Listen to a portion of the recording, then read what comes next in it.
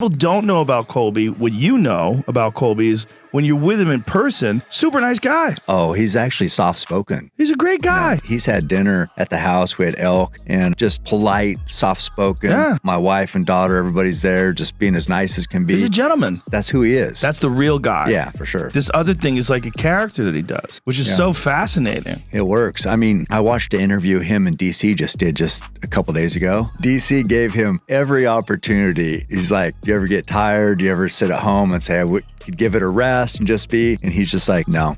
He's sticking to the script. Yeah, he has openly now said it. We talked about it on the podcast, but he's saying it now. He did it on the Candace Owens show. He's like, they were going to cut him. They were going to cut him. They had told him that his style wasn't fan-friendly. And so he beats Damian Maia in Brazil and calls him a bunch of filthy animals. Everybody goes crazy. And they're like, oh, hold on a second. We might have something here. So he talked about it on the podcast. Look, I got to do something. My career is in jeopardy. Like, I'm going to create a character. So he created this character. Like, I've called his fights before. And I called his fights early in his career. Before that, he was just a really tough guy who had a great gas tank, who I knew from my friend Cam Haines. He trains with Cam Haines. Right. So just imagine the kind of gas tank the fucker must have.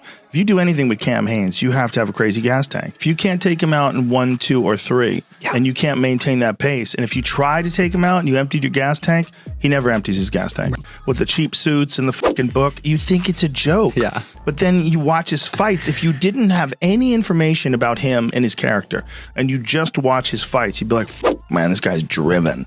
This guy's fucking driven. Yeah. But then you add into that this character, and then everybody's pretending, you know, that, oh, that guy's a joke. That guy's a joke. That joke, he's running over everybody. Like, just because you don't like Trump. Yeah. And it's a genius thing to attach himself to Trump. What we're seeing is a master class in promotion and adaptation. Yep. He adapted, he created this character. And this character it's so obviously a character, but it doesn't matter. Yeah. It's so obvious. He's not wearing that suit on purpose. He thinks it's good looking. No, he's trying to be a dork. Yeah. He's trying to be a pro-Trump dork. If I was Trump, I'd be a little annoyed. Yeah. I'd be like, hey, man, I see what the fuck you're doing. You're making yourself look like a goof because you support me.